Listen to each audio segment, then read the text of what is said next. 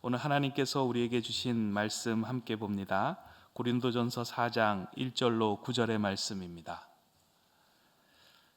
제가 봉독합니다. 사람이 마땅히 우리를 그리스도의 일꾼이요 하나님의 비밀을 맡은 자로 여길지어다. 그리고 맡은 자들에게 구할 것은 충성이니라. 너희에게나 다른 사람에게나 판단받는 것이 내게는 매우 작은 일이라. 나도 나를 판단하지 아니하노니 내가 자책할 아무것도 깨닫지 못하나 이로 말미암아 의롭다 함을 얻지 못하노라. 다만 나를 심판하실 이는 주시니라. 그러므로 때가 이르기 전 곧 주께서 오시기까지 아무것도 판단하지 말라. 그가 어둠에 감추인 것들을 드러내고 마음의 뜻을 나타내시리니 그때 각 사람에게 하나님으로부터 칭찬이 있으리라. 형제들아, 내가 너희를 위하여 이 일에 나와 아볼로를 들어서 본을 보였으니 이는 너희로 하여금 기록된 말씀 밖으로 넘어가지 말라 한 것을 우리에게서 배워 서로 대적하여 교만한 마음을 가지지 말게 하려 함이라. 누가 너를 남달리 구별하였느냐? 내게 있는 것 중에 받지 아니한 것이 무엇이냐? 내가 받았은즉 어찌하여 받지 아니한 것과 같이 자랑하느냐? 너희가 이미 배부르며 이미 풍성하며 우리 없이도 왕이 되었도다. 우리가 너희와 함께 왕 노릇하기 위하여 참으로 너희가 왕이 되기를 원하노라. 내가 생각하건대 하나님이 사도인 우리를 죽이기로 작정된 자같이 끄트머리에 두셨음에 우리는 세계 곧 천사와 사람에게 구경거리가 되었노라. 아멘. 회복이라고 하는 주제로 우리가 신년을 여는데, 회복은 우리 그 교회가 개혁교회의 뿌리를 갖고 있고 개혁교회의 신앙을 다시금 찾기 위한 그러한 그 노력이다 말씀을 드렸습니다. 개혁교회 종교개혁의 정신은 새로운 길을 개척하는 것이 아니고 다시 돌아가는 것이다 라고 하는 말씀을 드렸죠. 다시 돌아가는 것이 새로운 길을 개척하는 것보다 이 신앙에 있어서는 훨씬 더 어렵습니다. 그래서 주님께서 우리에게 보여주신 그 신앙의 모습을 우리가 회복하려고 합니다. 그 가운데 회복이라고 하는 주제 가운데 저는 자리에 대한 제목을 갖고 접근을 하려고 합니다. 이 자리는 물리적이고 공간적인 그 자리를 포함한, 물론 그것도 포함이 됩니다. 물리적이고 공간적인 자리를 포함한 우리의 정체성의 이야기입니다. 그러니까 우리가 어떤 그 자리에서 어떤 모습으로 주님을 쫓아가야 되는가 하는 것을 같이 생각해 보려고 합니다. 오늘 이 고린도전서 4장의 말씀은 우리에게 익숙한 말씀입니다. 특별히 이 말씀은 교회가 무척 좋아하는 말씀이고 교회 중에서 목사님들이 제일 좋아하지 않을까 생각을 합니다. 그래서 교회에 임직식이 있거나 봉사자들을 세우는 때에 언제나 이 본문의 말씀이 자주 등장합니다. 그리고 충성을 강요할 때 이 말씀을 많이 교인들에게 선포를 합니다. 특별히 2절 말씀을 좋아하죠. 그리고 맡은 자들에게 구할 것은 충성이니라. 그런데 이 본문의 말씀을 보면은 충성이라고 하는 단어를 교회가 좋아할지 몰라도 더 중요한 단어가 하나 있습니다. 그것은 1절에 있는 일꾼이라고 하는 겁니다. 그 일꾼이라고 하는 단어의 개념을 정확하게 알 때 그 2절에 나오는 충성이라고 하는 단어의 개념을 알게 된다고 하는 겁니다. 늘 강조하지만 저 헬라어 별로 좋아하지 않는데 이 부분은 헬라어를 조금 공부를 해야 될 필요가 있습니다. 성경에서 일꾼이라고 하는 그 말이 나올 때, 우린 말로 일꾼이라고 이제 번역을 할 때 헬라어는 세 가지 단어로 이 일꾼을 쓰고 있습니다. 그러니까 세 가지 단어가 쭉 이렇게 나오는데 우리 말은 그렇게 적당한 말이 없어서 한국말로 번역할 때 다 일꾼이라고 번역을 한다는 것이죠. 첫 번째 단어는 디아코노스라고 하는 단어입니다. 이 디아코노스는 일꾼인데 책임성이 있는 일꾼이라고 생각하면 됩니다. 그러니까 책임이 주어지는 일꾼입니다. 그래서 이 디아코노스를 한국말로 번역할 때 어떤 본문에서는 일꾼으로 번역도 하고 또 다른 본문에서는 집사라고 번역하기도 합니다. 그러니까 이제 개념이 오실 거예요. 책임이 주어지는 일꾼, 이것을 디아코노스라 그렇게 얘기합니다. 두 번째는 우리에게 좀 익숙한 단어인데 둘로스라고 하는 단어입니다.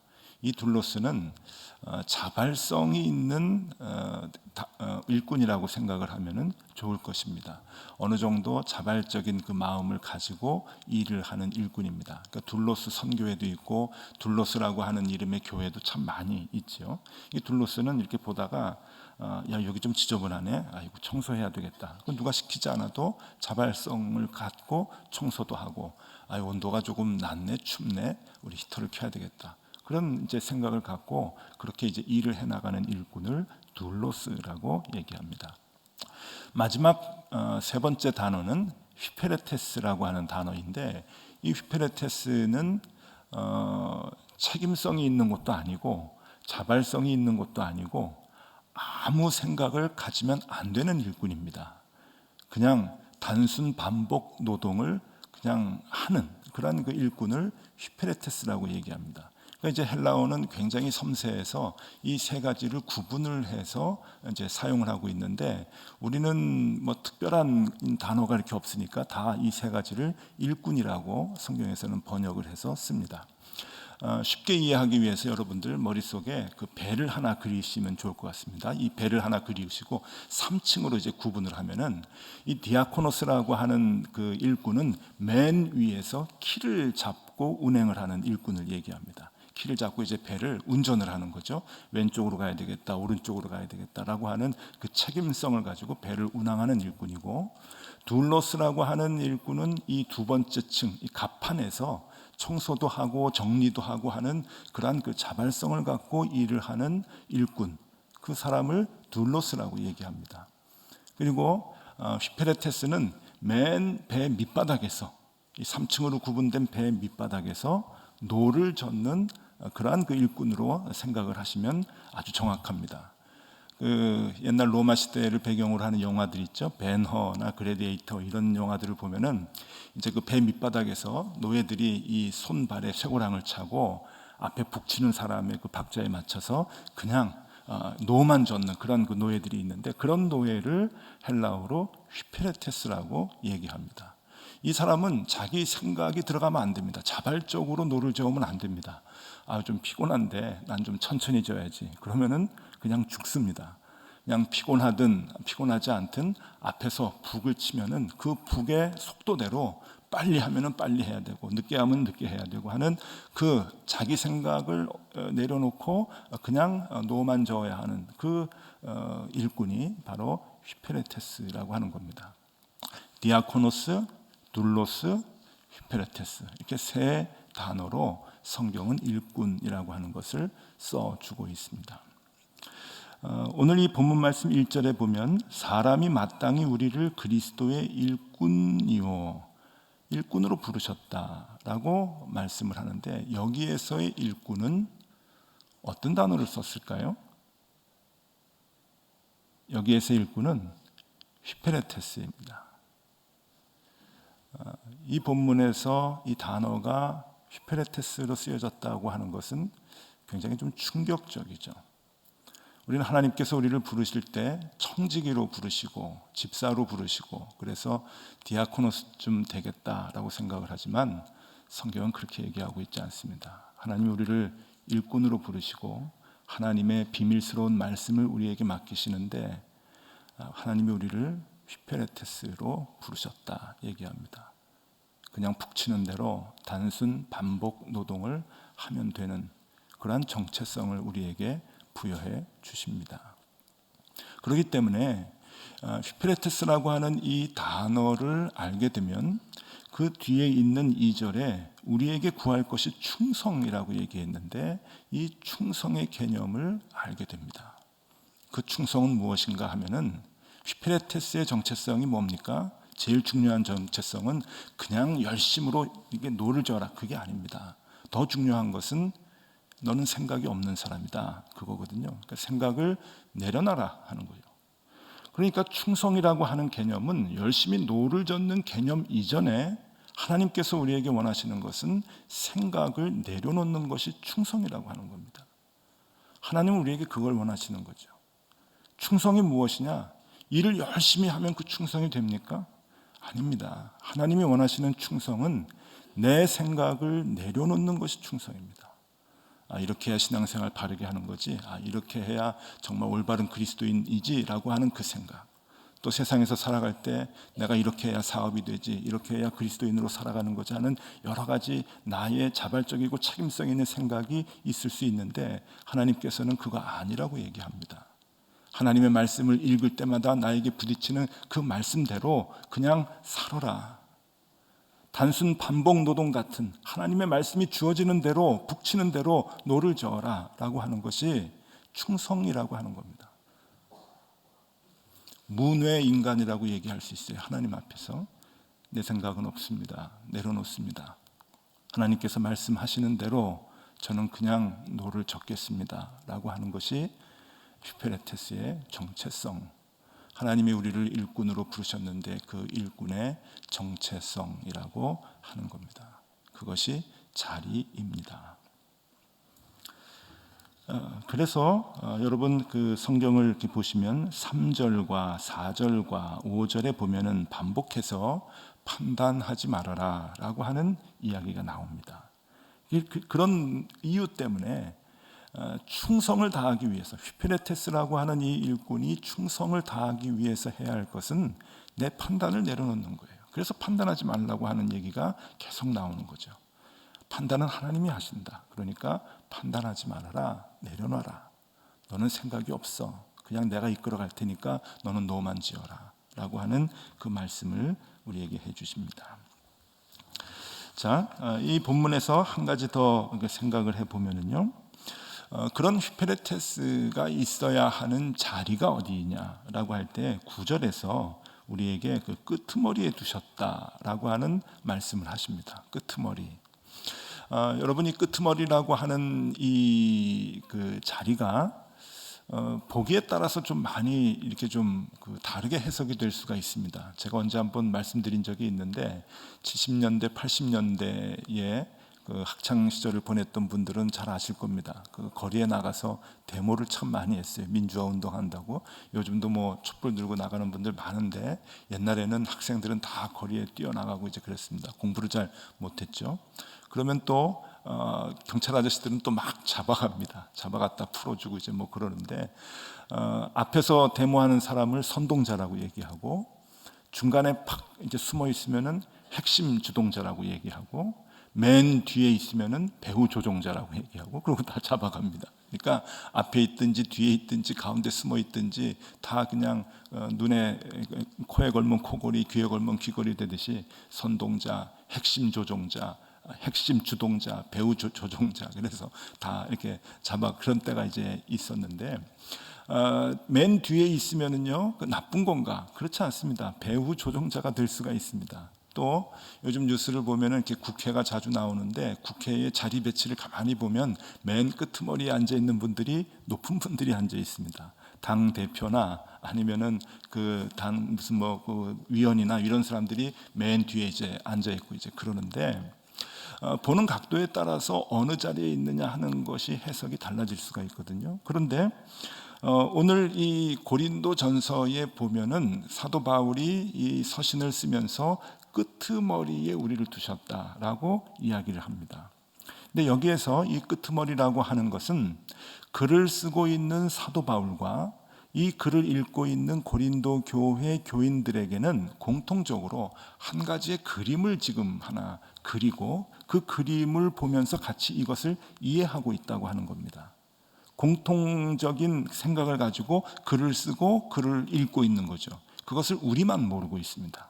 우리는 문화가 잘 다르니까 우리는 모르고 있는데 지금 무슨 생각을 갖고 이 글을 쓰고 끄트머리라고 얘기하냐면은 지금 그 바울은 많은 사람들이 익숙하게 보고 익숙하게 알고 있는 무슨 행렬을 지금 얘기하고 있는 겁니다. 그 행렬은 뭔가 하면은 로마 군인들의 개선 행렬입니다.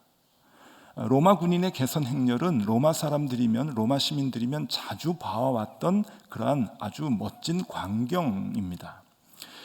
이 고린도 전서를 썼던 해는 주후 55년인데 이 주후 55년에는 로마가 쇠퇴하던 시기가 절대 아닙니다. 아주 세계적으로 팽창하던 시기였죠. 팍스 로마나라고 해가지고 그냥 전 세계적으로 팽창을 했는데, 팽창할 수 있었던 이유는 로마 군이 나가서 전쟁만 하면 하는 족족 승리했기 때문에 그렇습니다. 그래서 이 당시는 로마 군인들이 가서 싸워가지고 승리하고 돌아오는 그 개선군의 행렬을 보는 것이 로마 시민으로서 큰 구경거리고 자부심을 갖게 되는 그러한 멋진 문화였던 것이죠. 그것을 바울도 알고 있었고 고린도 교회 교인들도 알고 있었습니다. 그것을 생각하고 지금 이 행렬을 쓰고 있는데, 여러분 이제 상상을 좀 해주셔야 됩니다. 그 로마의 군인들의 개선군의 행렬이 이제 들어옵니다. 고린도 도시라고 하는 것은 지금 그리스 남부 지역에 있는 항구 도시인데, 그 당시에 문화, 경제, 상업 이것의 중심지였거든요. 대도시였습니다. 그러니까 이 로마 군인들의 개선 행렬을 아주 자주 봐왔던 것이죠. 이 로마 군인들의 행렬을 여러분 상상을 해보시면, 첫 번째 누가 오는가 하면은 장군이 서게 됩니다. 말을 타고 이 장군이 이제 그 대열을 끌고 이제 들어오고, 두 번째 행렬은 그 장군 뒤로 로마 군인들이 줄을 맞춰서 열을 맞춰서 이제 발자국 소리를 내면서 쿵쿵거리면서 들어오게 되겠죠. 그 당시 다른 나라 군인들은 천조가리 옷을 입고 싸울 때 로마 군인은 철로 된 이 흉배와 갑옷과 그리고 투구 그리고 방패, 창 이런 걸 들고 싸웠던 때입니다. 그 행렬이 아마 장엄하고 멋졌을 겁니다. 군인들의 행렬이 끝나면 세 번째로는 어떤 행렬이 들어오는가 하면은 전리품이 들어옵니다. 그 싸움터에 나가서 뺏어온 값진 물건들, 금으로 만든 뭐 항아리라든지 촛대라든지 보석으로 만든 장신구라든지 이러한 아주 멋진 그 값나가는 물건들을 전리품으로 뺏어왔다고 시민들에게 보여주는 것이죠. 우마차에 실어가지고 그것을 가지고 옵니다. 그것이 세 번째 행렬입니다.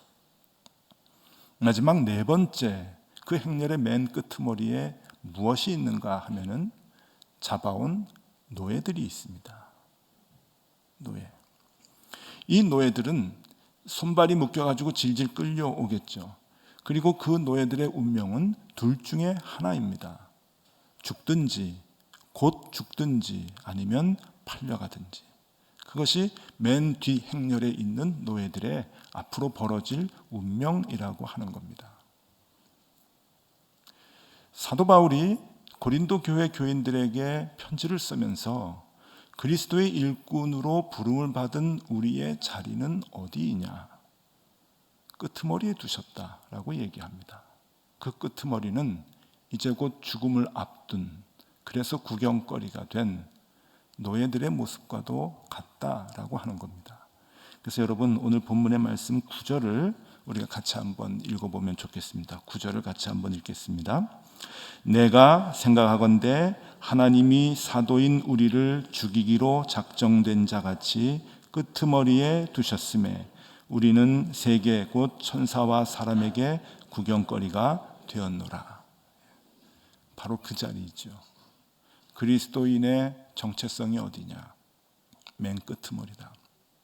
그리고 거기에서 죽음을 앞두고 있는 사람들. 신앙생활이 쉽지는 않습니다. 우리는 조금이나마 작은아마 봉사를 맡고 또 직분을 좀 맡게 되면은 공동체 안에서 장군 노릇을 하려고 애를 많이 쓰죠. 그렇게 부름을 받았다라고 생각도 합니다. 그래서 직장에서도 가정에서도 교회에서도 장군이 되고 싶어 합니다. 그것이 하나님께서 기뻐하시는 자리라고 생각을 하는데 하나님은 우리에게 그렇게 얘기하고 있지 않습니다. 끄트머리다. 죽음을 앞둔 구경거리에 불과한 끄트머리, 그것이 너의 자리다. 그리고 신부는 휘페레테스, 예, 그저 이 생각 갖고 올 한 해 지나면 어떨까 하는 생각합니다. 제가 동남아시아를 이번 주에 돌면서 각 교회를 방문하고 이제 새벽 기도를 했는데 참 죄송했어요. 참 쉽지 않지 않습니까? 정초부터 예배드리고 송구영신 예배드리고 신년 예배드리고 또 새벽 기도하고 교회가 들들들들 볶는 것 같아요. 그래서 너무 죄송한데 그래도 복 받겠다고 오시는 교인들 많이 같이 새벽 기도하고 그러는데 그럼에도 불구하고 좋은 얘기를 못하니까 너무 미안하더라고요. 올 한 해 복 받으십시오. 생각하는 대로 다 이루어지게 되십시오. 그 복을 선포를 못 하겠더라고요. 하나님의 말씀이 이런데 그게 잘 안 돼요. 그런데 여러분, 우리가 우리의 자리에, 하나님께서 원하시는 우리의 자리에 그대로 서 있을 때 여러분 그 자체가 축복입니다. 그것이 복이죠. 제가 열매 나눔 인터내셔널 재단을 맡고 작년에 알레네오라고 하는 친구 올림픽 양궁 보내느라고 애를 많이 이제 썼어요. 그래서 양궁에 대해서도 많이 배웠습니다. 박영숙 감독님이 많이 좀 알려주세요. 박영숙 감독님 하시는 말씀이 우리나라 여자 양궁하고 여자 골프는 세계 최고인데 앞으로도 그건 변하지 않는다. 그런 얘기를 하세요. 그래서 왜 그러냐 그랬더니 체형적으로 우리나라 여성들이 골프나 이 양궁은 잘할 수밖에 없대요. 왜냐하면은 이 하체가 튼튼하대요. 우리나라 여성들의 체형이 외국 여성들에 비해서 이건 비교할 수 없을 만큼 하체가 튼튼해가지고 양궁이나 골프는 자리가 정확해야 이 타격이 그리고 이게 활시위가 정확한데 그게 흔들리지 않는다는 거예요. 그래서 우리는 심리적인 훈련만 하면은 잘 된다는 거예요. 근데 다른 데 가면 특히 이제 아프리카 애들은 다리가 길거든요. 마사이족 같은 다리가 기는데 이게 흔들리니까 이게 안 된다는 거예요. 아, 그거구나. 자리가 정확하면 관역에 딱딱 맞는구나. 골프를 치면 그 공이 홀에 그대로 들어가는구나. 여러분, 우리가 지금까지 신앙생활하면서 왜 그렇게 힘이 든가요? 하나님하고 소통도 잘 안 되고 하는 일도 잘 안 되고 또 기쁨도 그렇게 없고 왜 그럴까요? 원인은 딱 한 가지입니다. 제자리를 못 찾으니까 그런 거예요. 우리가 있어야 할 그 제자리가 정확하면 우리가 활을 쏘는 족족 관역에 맞습니다. 스윙을 하는 족족 공이 홀에 들어갑니다. 그게 안 되는 이유는, 그래서 우리의 삶이 힘들고 어렵고 자꾸 뒤죽박죽 되는 이유는 우리가 우리의 자리를 찾지 못하기 때문이죠. 우리 자리를 제대로 한번 찾아보십시오. 괴로운 자리고 힘든 자리라고 생각이 들지만 아닙니다. 그 자리만 찾아가면 정확하게 관역에 우리의 쏜 화살들이 맞습니다. 맞습니다. 그게 축복이죠. 여러분, 휘페레테스 괜찮습니다. 생각이 없어도 괜찮습니다. 매력적인 삶입니다. 끄트머리 곧 죽음을 앞두고 있지만 아닙니다. 그것이 우리가 정확하게 돌아가야 할 우리의 자리입니다. 그곳에서 1년 동안 열심히 노를 저으면 좋겠습니다. 그리고 하나님을 한번 시험해 보십시오. 우리의 마음의 소원들, 그리고 하나님께서 원하시는 나를 향하여 갖고 계시는 그 일들이 2017년에 어떻게 이루어지는가 하는 것을 한번 기대해 보십시오. 내 생각과 내 판단대로 한 해를 설계하고 가지 마시고 하나님의 말씀대로 가라면 가겠습니다. 서라면 서겠습니다. 하나님이 시키는 대로 열심히 하겠습니다. 몸이 힘들어도 질질 끌려가도 하나님 해보겠습니다 하는 그 마음을 가지고 이 한 해를 살았으면 좋겠습니다. 같이 해보세요. 저도 자신은 없지만 더 한번 굳은 마음을 갖고 해보려고 합니다. 하나님께서 그 마음을 갖고 한 해를 살아가시는 여러분들에게 정말 멋진 관역에 10점짜리 관역에 탁탁 맞는 그러한 한 해의 삶을 사실 수 있도록 여러분들의 삶을 반드시 이끌어 주실 것입니다. 그렇게 살아가시는 저와 여러분 한 해가 될 수 있기를 간절히 소망합니다. 기도하겠습니다. 새해 새 생명을 우리에게 주심을 감사드립니다. 우리에게 원하셨던 원래의 역할, 우리에게 세워주셨던 원래의 자리에서 그 일들을 잘 감당하는 2017년 한 해가 되게 하여 주시옵소서. 다시 신앙을 회복하기를 원합니다. 내 뜻에 하나님의 뜻을 맞추려 하지 않게 하시고 하나님의 뜻에 나의 뜻을 내려놓는 귀한 한 해가 되게 하여 주시옵소서. 예수 그리스도 이름으로 기도드리옵나이다. 아멘.